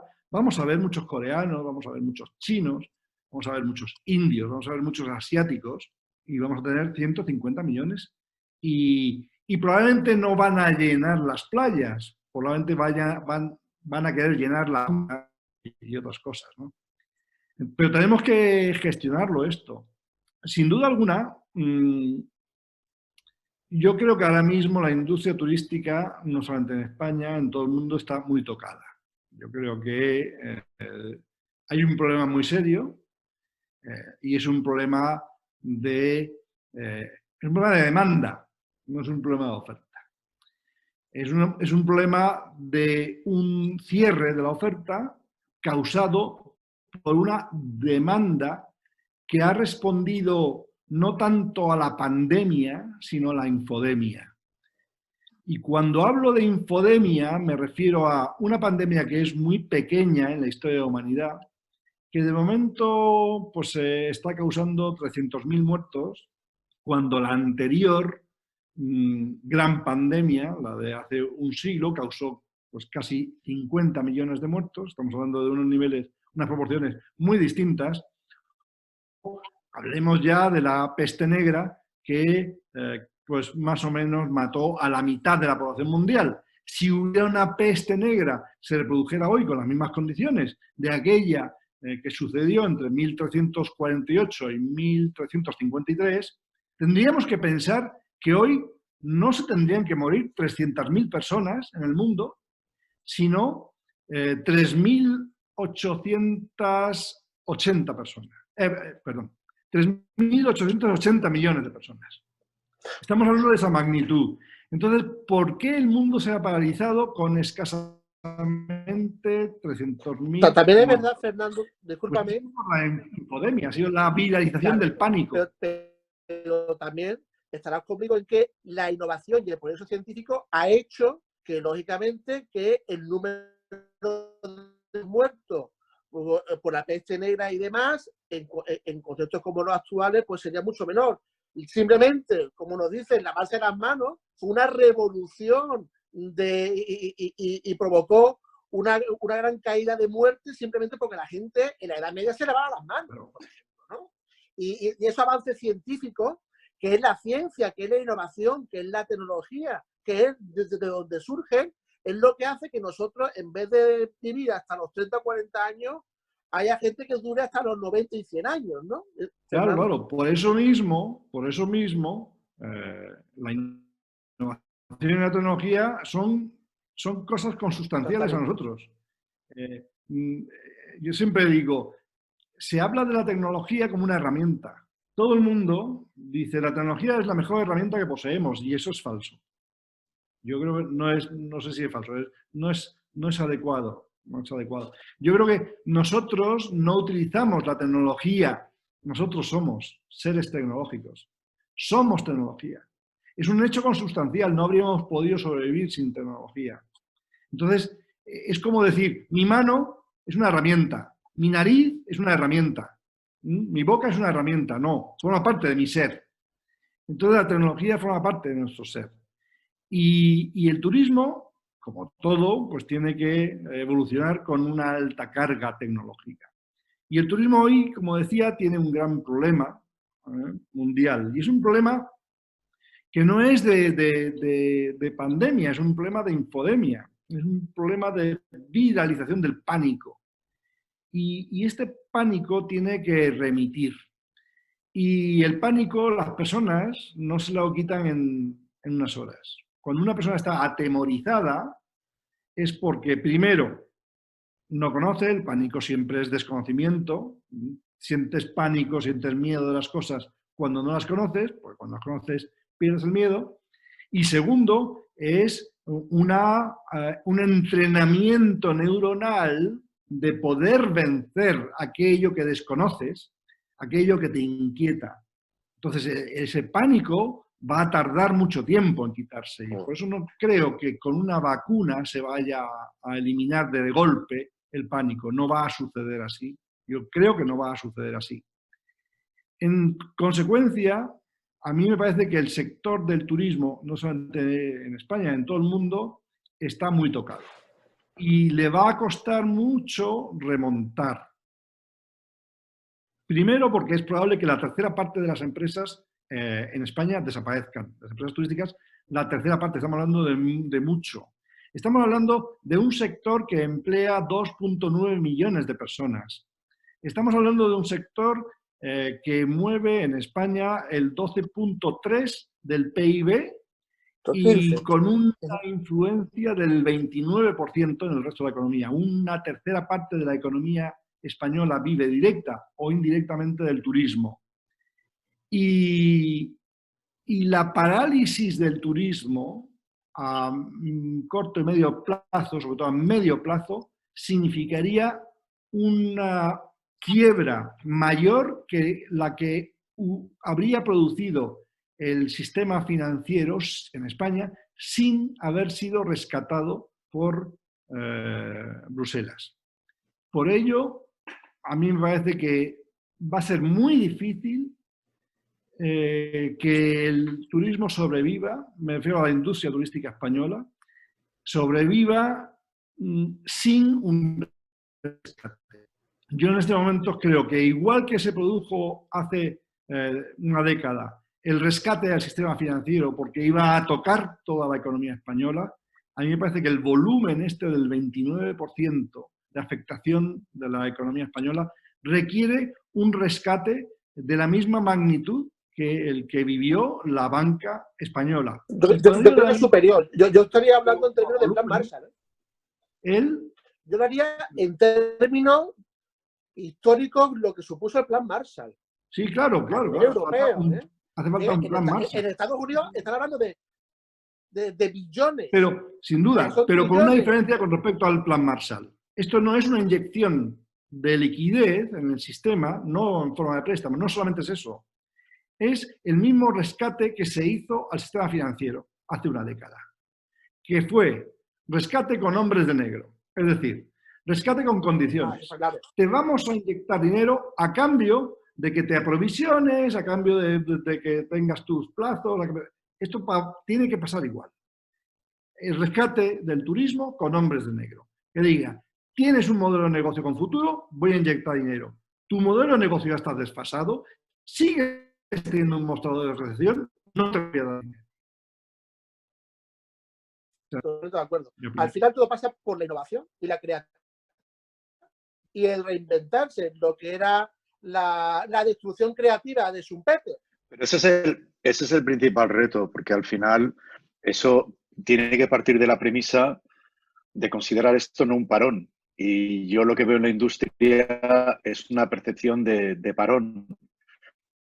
Es decir, por los 4 años que comentaba Fernando, o los que oigo en muchos sitios, que es dónde vamos a estar dentro de 6 meses. Pero en términos de volver al mismo modelo, veo muy poquita concienciación de lo que va a volver es diferente. Y al final lo que hizo que Airbnb en su día creciera fue entender que el modelo turístico que venía era un modelo turístico totalmente diferente, que construía sobre la experiencia. Algunos hoteleros siguieron por el camino, sí, y hicieron un gran trabajo, pero a día de hoy, yo después de los momentos de crisis, es volver no a donde estábamos, diferente a eso. Yo decir, las personas son conscientes de que tienen que estar haciendo ese modelo de transformación, por mucho que te venga un tecnócrata o una persona de negro, no van a cambiar. Y muchos, nuevamente, por mucho que les pidas que cambien y les pidas toda una hoja de ruta y todo lo demás, si no se lo creen, y eso viene de arriba a abajo, si no confías, si no lo crees, si no crees que es el eje justamente de donde tienes que estar, no va a pasar, por mucho que venga ayuda y por mucho que venga una persona de negro. Yo soy mucho más negativo con respecto a la que creo que nos viene encima. Creo que o asumes la necesidad de transformación y de cambio y la asumes en primera persona o no la vas a estar liderando en la forma de hacerlo. Es posible, ¿eh? Digo, yo veo esta solución. Rescate con condiciones. Tú eres más pesimista y piensas que ni siquiera así, porque no hay talento, más que talento, no hay talante para cumplir con las condiciones. Es posible, ¿eh?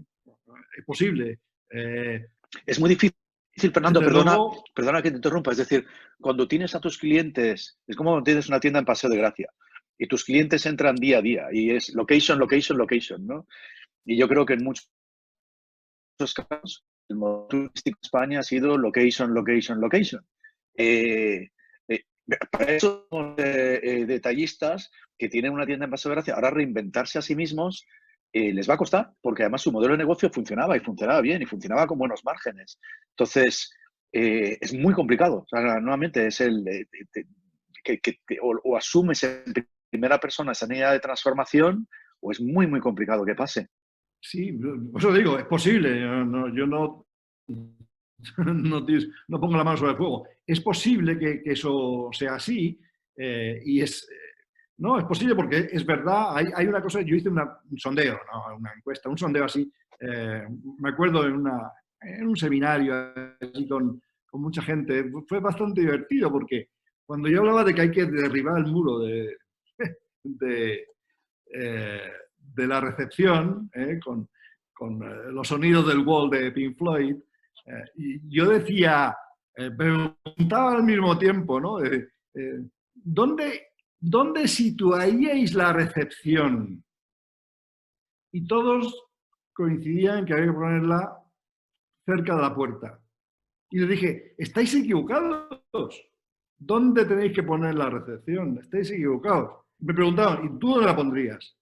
Location, location, location. Yo pongo la recepción en la palma de la mano.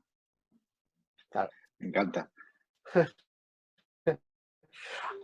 Mira, a la pregunta, ¿en qué aspectos impactará esta tecnología, la blockchain, en los procesos del turismo? Santiago, Fernando, Arnau, ¿cómo lo veis vosotros? Ya hemos hablado mucho de esto, ¿no? A lo largo de este debate, de esta mesa, pero por concretar. Bueno, Santiago, te toca. Sí. Bueno, a ver, yo por decir algo igual un poco diferente a, digamos, a lo que está ahora, ¿no? De la pandemia, el virus, la recuperación, etcétera. Hay otro concepto que igual ahora no está tan de moda porque un poco todo este tema ha eclipsado todo lo demás, ¿no? Entonces ahora se habla solo de una cosa. Pero, por ejemplo, en el tema de la gestión de la identidad, yo creo que hay una punta de lanza bastante interesante, no solamente en el turismo, sino en cualquier otro aspecto. Fijaos, por ejemplo, que ahora hay varias formas en las que un usuario, por ejemplo, prueba su identidad contra un portal, digamos, online, ¿vale? Si nosotros, por ejemplo, tenemos Booking o cualquier otro portal online, uno puede loguearse pues simplemente con su correo electrónico, contraseña, etcétera. Y hay otra forma, digamos, de loguearse en ese sistema que es, pues, por ejemplo, mediante el botoncito que nos aparece a todos de Login with Facebook o Login with Google o el Login with Apple, que ha salido ahora hace poco, ¿vale? Eso al final son dos maneras diferentes de hacer un proceso de autenticación. La primera manera es un tipo de gestión de la identidad en la que la web, en este caso, si ponemos Booking como ejemplo, guardaría todos los datos de los usuarios y sería responsable de custodiar esos datos. Y la segunda manera es Facebook o Google o la persona a la que, digamos, le estás dando al botoncito de Login With, sería la persona que se encargada de gestionar tu identidad. Esa ha sido la manera en la que se ha estado haciendo hasta ahora. Pero hay una tercera vía que ha empezado ahora a investigarse y, bueno, viene un poco del concepto de que cada usuario gestione su propia identidad. Un poco en 2008, cuando surgió Bitcoin surgió con la premisa de que cada usuario gestione su propio dinero o que cada usuario sea su propio banco. Ahora hay tecnologías blockchain, que tampoco voy a entrar en detalle, véase Hyperledger Indy de la Linux Foundation o Uport, que viene de los desarrolladores de Ethereum, que habilitan un concepto que es el concepto de la identidad soberana.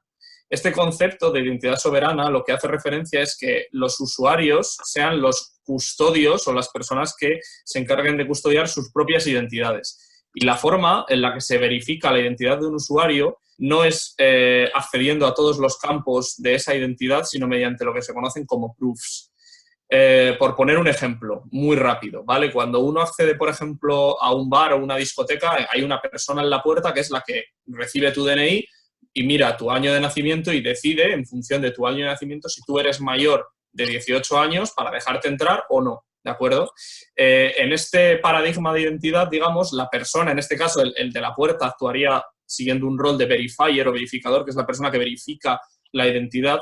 Esta persona tiene acceso a más información de la que realmente necesita para realizar su trabajo. Esta persona está accediendo a tu dirección, tu domicilio, nombre de tus padres, tu nombre, etcétera, ¿no? Cuando realmente lo único que necesitaría saber ni siquiera es tu edad, sino un poco si eres mayor de 18. Esto, por ejemplo, con un paradigma de identidad autosoberana se resuelve de una manera muy sencilla porque el esquema, que básicamente funciona, el esquema de identidad soberana requiere de una infraestructura de confianza, como por ejemplo es una blockchain, ¿de acuerdo?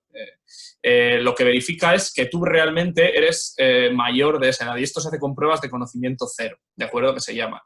Este esquema, por ejemplo, hace que páginas web, y esto, por ejemplo, en turismo cobra para mí una importancia fundamental, y es que hay muchísimas webs de reserva de coches, vuelos, hoteles, etcétera, que guardan información de los usuarios, entonces tu identidad está completamente desperdigada por la red. Si se aplicase o se intentase aplicar un esquema de SSI, de identidad autosoberana, a este tipo de portales, al sector turismo, podría darse el caso de que un usuario fuese el que almacena sus credenciales y emite proofs, por ejemplo, para alquilar un coche, ¿no? Un vehículo. Para alquilar un vehículo, digamos, lo único que sería necesario es saber que tú eres mayor de 18 y que tienes un permiso de conducir en regla, ¿vale? Este permiso de conducir en regla y esta mayoría de edad pueden probarse con un esquema SSI.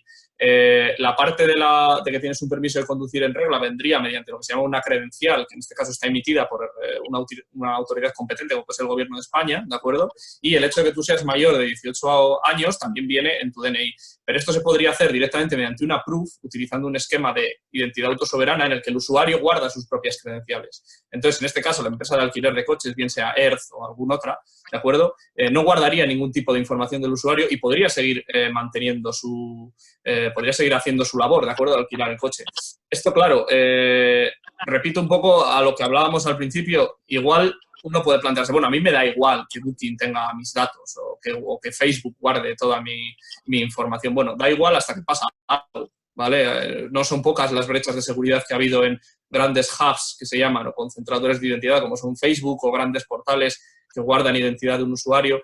Entonces yo creo que es un tema que sí que es cierto que está un poco oculto estos días porque al final ahora estamos por la pandemia, cómo salimos de esta recuperación, etcétera, pero el tema de la gestión de la identidad siguiendo un esquema de identidad soberana, yo creo que lo vamos a ir viendo a lo largo del futuro. Es más, por ejemplo, y voy a poner un ejemplo también, relacionado no solamente con el turismo, sino con la pandemia, ya hay algunas apps, como muchos ya sabréis, que realmente intentan geolocalizar al usuario, en el que el usuario puede poner si tiene síntomas o no, entonces intentan geolocalizar al usuario para localizar en el mapa puntos con usuarios que igual pueden tener el virus, de forma que, claro, de esa manera se puede detectar un poco zonas calientes y ver a qué zonas se puede ir, qué zonas no. Esto es entra un poco dentro de lo que se llama esto de la desescalada inteligente, ¿no?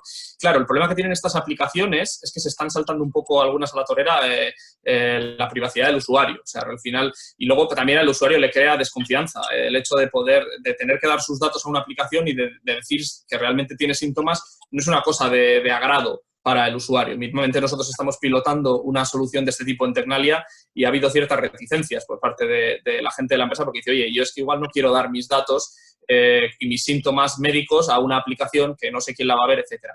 Entonces, por ejemplo, en este caso Tecnalia lo que está haciendo es utilizar un poco este esquema de SSI, identidad soberana, para asociar, digamos, DIDs a los usuarios. Un DID es un identificador descentralizado y es un identificador que preserva el anonimato del usuario, digamos, ¿de acuerdo? ¿Qué consigues con esto? Si tú aplicas un sistema de gestión de la identidad basado en identidad soberana a una app o aplicación de este tipo que geolocaliza usuarios, estás consiguiendo el objetivo final, que es realmente saber qué puntos en el mapa están contagiados o pueden ser zonas calientes, sin tener que dar información privada del usuario, como puede ser el nombre, el DNI, un identificador. Lo único que registraría esa aplicación sería un identificador descentralizado que no permite identificar al usuario que hay detrás. Entonces, por ejemplo, en ese sentido también Tecnalia ha hecho su propia solución, justo salió la nota de prensa hace unos días y, bueno, y es una forma de asegurar a los usuarios que no van a ver comprometida su identidad, pues, por ejemplo, en temas de estos de tener que dar datos de su salud, etcétera. Esto, ya os digo, está aplicado en este caso a la pandemia, se puede aplicar también a turismo, a logins en páginas web, etcétera, de forma que, de nuevo, evitas que esas páginas web, incluso también es un peso que le quitas a la plataforma de reserva, ¿no? El tener que almacenar y custodiar todos esos datos de usuarios que lleva un coste en ciberseguridad implícito bastante importante, ¿no? Y es un tema que yo creo que se va a ir viendo y se va a ir desarrollando a lo largo de los años y que va a dar bastante que hablar, no solamente en turismo y en pandemia, sino en muchos otros aspectos, ¿vale? No sé si alguno queréis comentar alguna. El tema de la identidad tiene interpretaciones múltiples, ¿no? Yo creo que van a ir en varias capas. Y hay que hablar de identidad, de la identidad soberana, me refiero, ¿no? En múltiples capas. Hay una identidad soberana que puede ser, pero puede ser protegida, y luego hay una identidad que no es soberana, que pertenece, que es un Creative Commons, es decir, pertenece a la comunidad, que es la capacidad que tiene la comunidad de utilizar tus datos. Y esto, por supuesto, para las reservas es muy importante.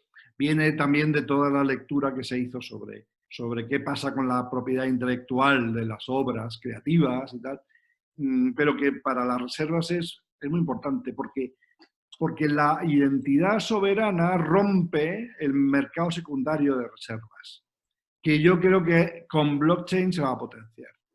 Y ahí estaríamos hablando, independientemente de que sean blockchains privadas o públicas, uno de los grandes de las grandes oportunidades que va a generar blockchain para el futuro del turismo está en los mercados secundarios. Cuando tú haces una reserva, esa reserva con identidad soberana solo puede ser utilizada por el propietario de la identidad soberana. Pero, ¿por qué no situar eso en un mercado donde cualquiera puede utilizar tu dato para beneficiarse de esa reserva. Eso es muy interesante. Desarrollar mercados secundarios que en el turismo nunca se han visto, cuando realmente en el mundo analógico sí existe. Hay un mercado de segunda mano muy floreciente en todo el mundo de 1000 cosas, ¿no? Bueno, pues yo creo que el mercado de segunda mano de las reservas turísticas va a ser una gran oportunidad de futuro que necesita una tecnología adecuada y me parece que blockchain lo va a permitir, ¿no? Eso es lo que creo. Y que insisto, públicas o privadas, las dos pueden convivir perfectamente. Yo creo que blockchain blockchain es un Internet 2. Entonces vamos a ver un Internet global y vamos a ver intranets y vamos a ver extranets. Igual en blockchain, ¿no? Claro, a ver, al final... No, dime. No, lo que quería comentar a Fernando es, estoy totalmente de acuerdo y nos estaremos cargando algunas de las principales líneas de explotación de las aerolíneas. Me acuerdo, no voy a decir el nombre, pero estaba en una aerolínea y mi producto más rentable eran las cancelaciones. Porque yo asumía un 105% de carga del avión porque sabía que no me iba a equivocar mucho, asumiendo que un 5% de la gente en el último momento no podría ir y por lo mismo que dices, no podría de alguna forma transaccionar ese billete en un mercado secundario. Era el producto y sigue siendo el producto más rentable que hace que estés trabajando por encima del 100% de ocupación, pero estoy totalmente de acuerdo. Perdona, Santiago, te interrumpí. No, nada, sin más. O sea, lo que quería decir era un poco aprendiza lo que comentabas del tema de la identidad soberana y las blockchain públicas privadas.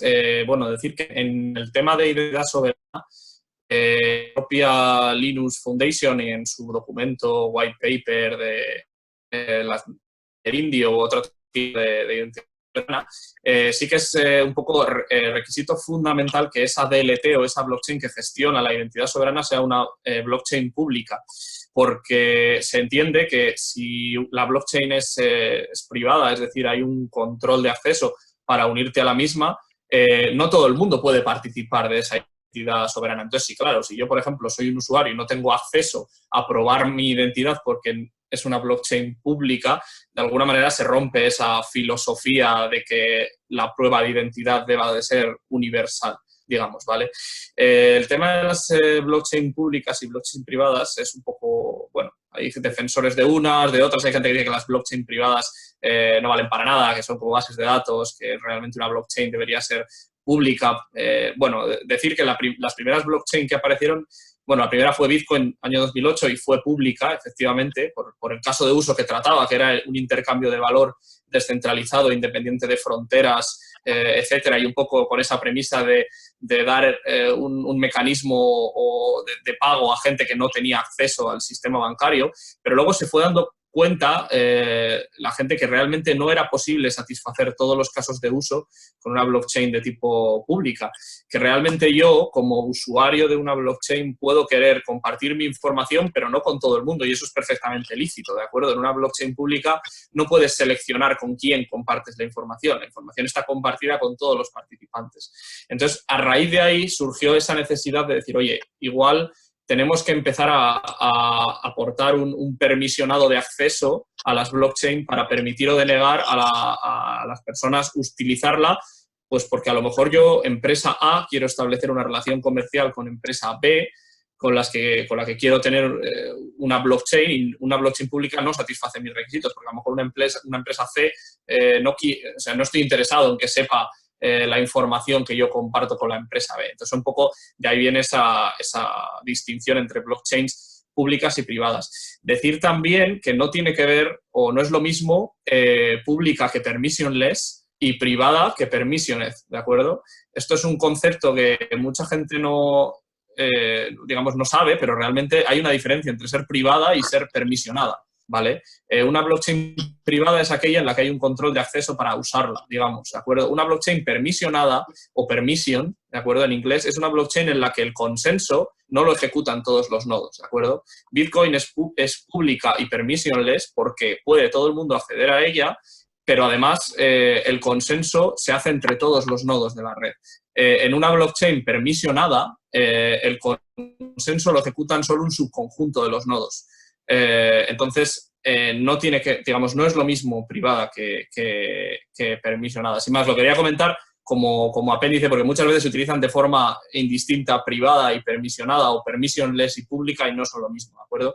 El permisionado viene, o la blockchain permission, tiene que ver con quién ejecuta o qué nodos ejecutan el algoritmo de consenso, y el público o privado tiene que ver con qué usuarios acceden a la red. ¿Vale? Sin más. Yo quería introducir algo, ¿no? Es decir, a raíz de lo que ha dicho Santiago, de la diferencia y de las matizaciones muy bien puestas y muy bien hechas por Santiago, sobre el tema de, bueno, de lo que sería la blockchain pública o privada, ¿no? Entiendo que hay muchos intereses económicos que defender, de todo tipo, pero yo solo diré, y eso lo habéis comentado, que la cadena de bloques más grande y más segura a día de hoy sigue siendo Bitcoin, y es pública y es la más segura, y nada más que hay que ver su tasa al hash, ¿no?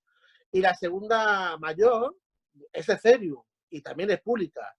Y Ethereum no deja de innovar. Es decir, empezó en el 2017 con los procesos de ICOs, y a día de hoy vuelve a innovar, y estamos en los procesos de DeFi, de la finanza descentralizada, que son esa economía financiera de protocolos nueva que está por llegar y que viene, ¿no?, a poner en práctica lo que decía Schumpeter de destrucción creativa, como que canibalizo el ICO para realmente sacar nuevas aplicaciones a partir del DeFi, ¿no?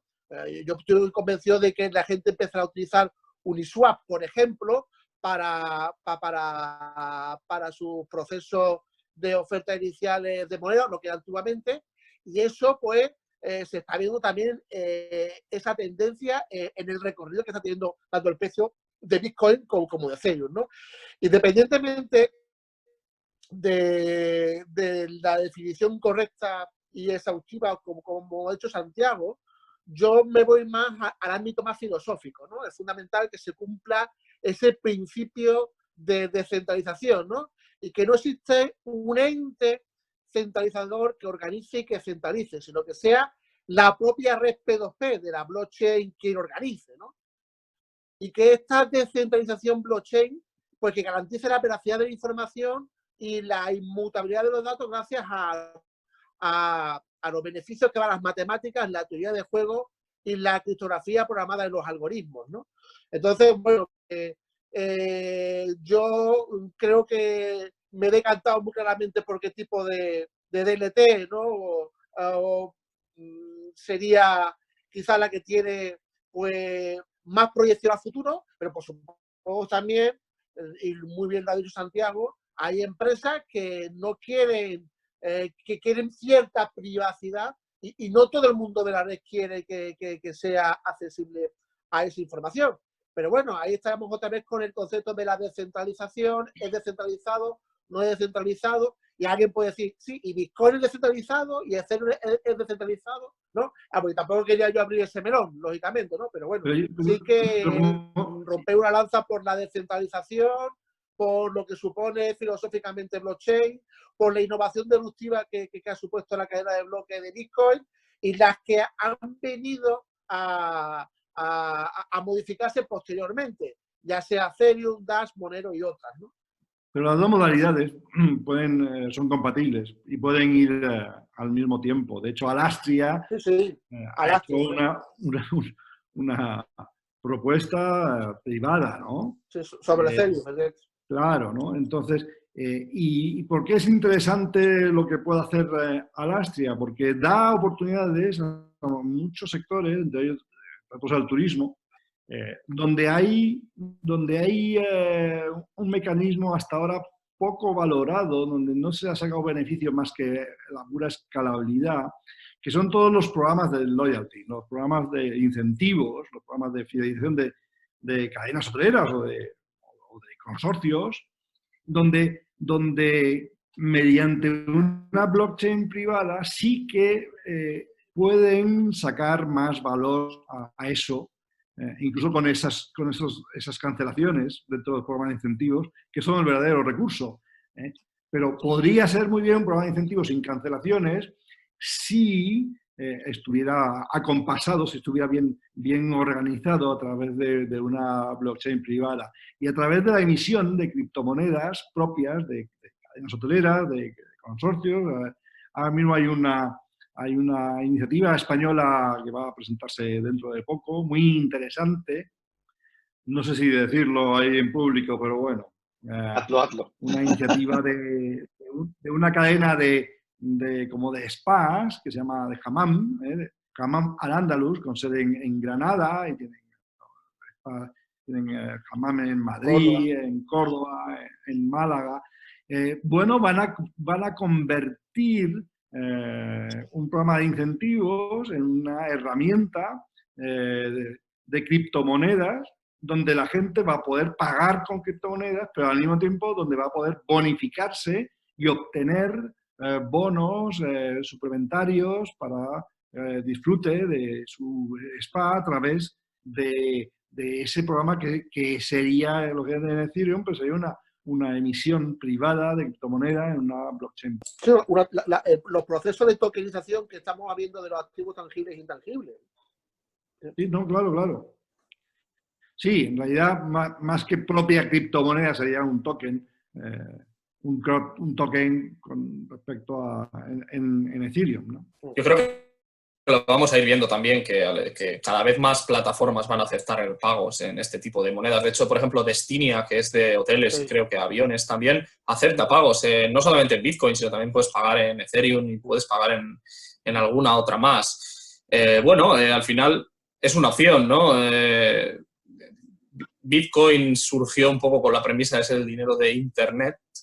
Entonces, pues bueno, tiene lógica que se utilice en un contexto de Internet. Entonces, bueno, ya veremos a ver un poco en qué acaba todo esto. La experiencia de Destinia está muy bien, porque me contaba el que la creó Amudaweli, que vino ahí, el pobre, con una mano delante y otra detrás desde Etiopía, pasando por Egipto, una historia muy, muy singular. Eso vino ahí como un matado de hambre, una persona tremendamente imaginativa, tremendamente innovadora, tremendamente positiva, y él dijo, que hay blockchain, que hay Bitcoin, vamos a invertir en esto, más que nada, ya pues, por innovar, pero sobre todo por marketing.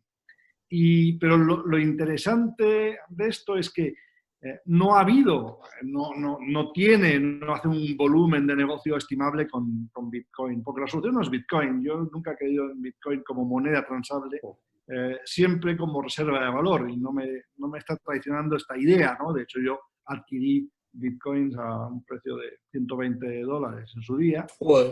Enhorabuena. Bueno, me sirve para estar muy tranquilo por esta pandemia. Madre mía. La verdad, pero es un repositorio de valor. Sin embargo, hay otras posibilidades con otro tipo de moneda, con la tokenización, con ICOs de empresas que basen su sistema de fidelización en esa ICO. Que es mucho más factible, porque cuando tú tienes un programa de fidelización de Hilton o de Marriott, se acaba ahí. Tú solo puedes cambiar habitaciones de Marriott. Pero si tú tokenizas tu programa con Marriott, con Hilton, con toda una gran cadena hotelera, y al tokenizarlo tienes que buscar, dentro de esa emisión privada, tienes que buscar otros tipos de asociados. Entonces vas a poder pagar en restaurantes, en comercios, vas a poder pagar con ese token.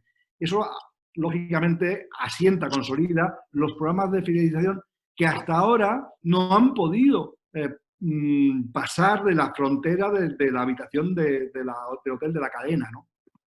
Se hicieron intentos, yo recuerdo, hace 3 décadas, de hecho a uno participé, y no funcionó por la complejidad tecnológica que significaba eso. Bueno, lo que da blockchain precisamente resuelve esa complejidad. Te permite la trazabilidad de cada token que tienes, y puedes perfectamente controlarlo sin que se te escape al sistema. como era con el voucher, con el bono en papel que se ofrecían antes, ¿no? En estas cadenas de incentivos. Inclusive, sí, estamos a 5 minutos del final. Sí. ¿Cómo quieres gestionarlo? Perdona, Ismael, estoy haciendo aquí de don taqueño del tiempo. Por favor, no. No quiero coger el mando. Solo requiero instrucciones, porque si no, puedo llegar aquí hasta que la curva se aplane. Sí, si queréis, bueno, voy a intentar para ver si por lo menos se me puede escuchar.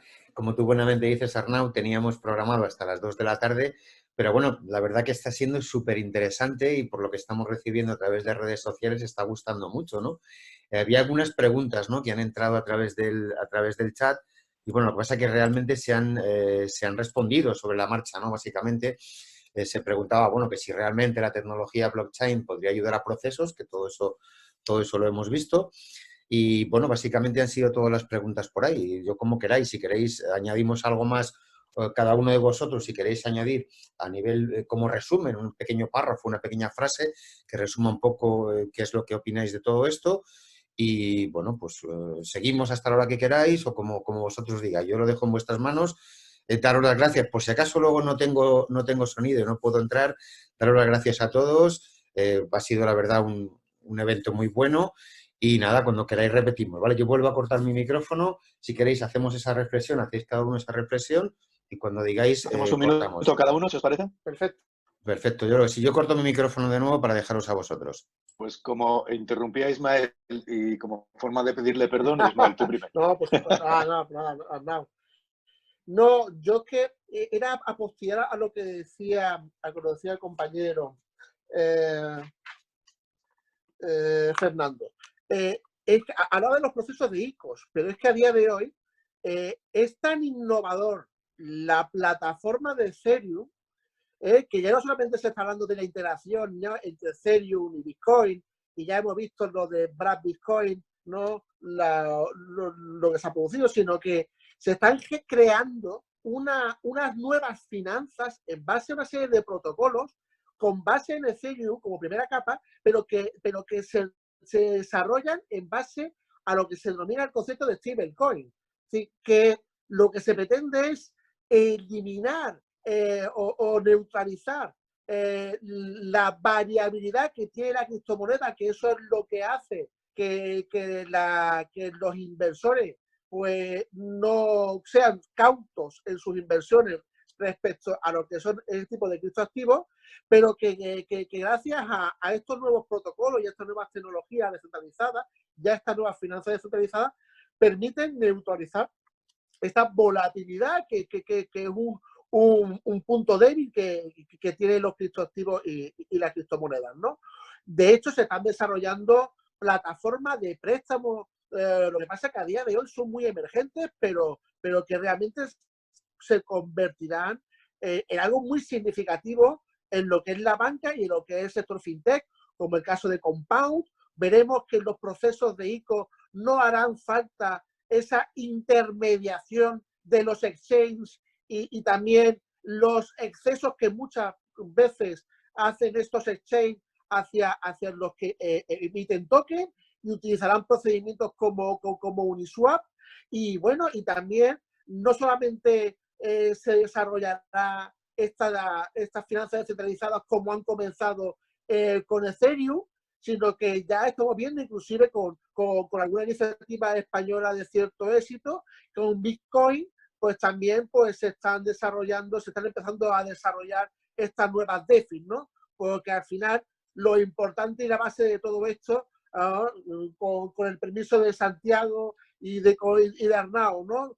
Simplificando mucho todo esto, está en la base de la tecnología de contratos inteligentes, ¿no? Y yo con eso yo me callo, y yo creo que, bueno, que estamos ante un momento alucinante de cambio, y sobre todo en el ámbito financiero, y que va a tener un impacto económico que a día de hoy es emergente, que es exótico, pero que en un futuro será pues mucho más corriente. ¿Quién? Yo mismo, si no, y perdón, adelante. Bueno, como queráis. simplemente a modo de resumen un poco, menos de un minuto me va a llevar, de un poco cómo puede aportar o qué puede aportar blockchain al mundo del turismo en general. Yo lo resumiría fundamentalmente en, primero, trazabilidad, lógicamente, transparencia de procesos, automatización, ¿de acuerdo? Y por último y cuarto pilar, para mí, la gestión de la identidad.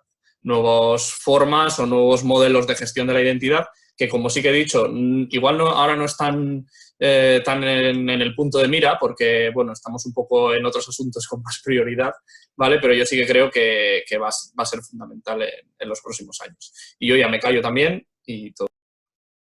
Bueno, pues yo termino como empecé, con las casillas, volviendo a los orígenes. Y los orígenes de blockchain fueron para resolver tecnológicamente el problema de los generales bizantinos. Cómo el emperador podía confiar o desconfiar en cada uno de sus generales. Así se aportó la idea de blockchain, resolviendo este dilema matemático que centraba todo en la idea de la confianza. Blockchain se ha creado para generar confianza.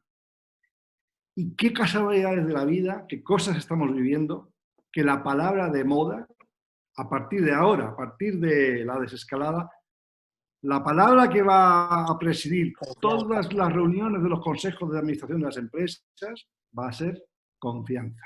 Sin duda. Blockchain es confianza. Yo, en mi minuto, varias cosas, hay muchas cosas que no tengo ni idea de lo que va a suceder. Creo que para muchos de los que estamos viviéndolo, todo esto es muy difícil ver dónde está el final, pero sí tengo muy claro que hablando del mundo del turismo, el que crea que esto es un parón que luego se va a reacelerar, creo que se equivoca. Creo que es un momento único para entender que lo que nos toca hacer es reinventarnos y hay un elemento común cuando uno intenta transformar organizaciones y es la resistencia al cambio, ¿no? Y yo creo que lo bueno de momentos como los que estamos viviendo es que debería de facilitar y debería estar evitando muchísima de esa resistencia al cambio. Si no cambiamos, si no modificamos esos procesos, lo nuevo que construyamos no podremos no ser algo escalable, será algo ineficiente y si queremos construir algo que sea escalable tiene que ser sobre unos productos nuevos, experiencias nuevas, procesos nuevos y tiene que apalancarse sobre tecnologías que ya existían y a las cuales hemos tenido mucho miedo o hemos visto como a veces innecesaria. Veamos todo lo que está pasando justamente como algo que nos obliga a reinventarnos y a reacelerar, para reacelerar sobre una base totalmente diferente.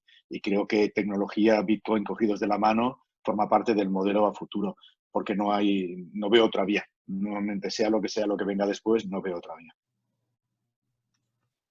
Vale, pues estupendo. Yo de nuevo volver a daros las gracias. Hoy hemos tenido que luchar un poco como el turismo, ¿no? Con la tecnología que hemos visto y con el clima, porque a mí el clima hoy es el que me ha fastidiado un poco el poder estar aquí. No obstante, yo ya comenté al principio que los protagonistas habéis sido y erais vosotros, con lo cual, bueno, ha quedado genial, ha sido una auténtica maravilla y un auténtico placer el estar aquí hoy con vosotros.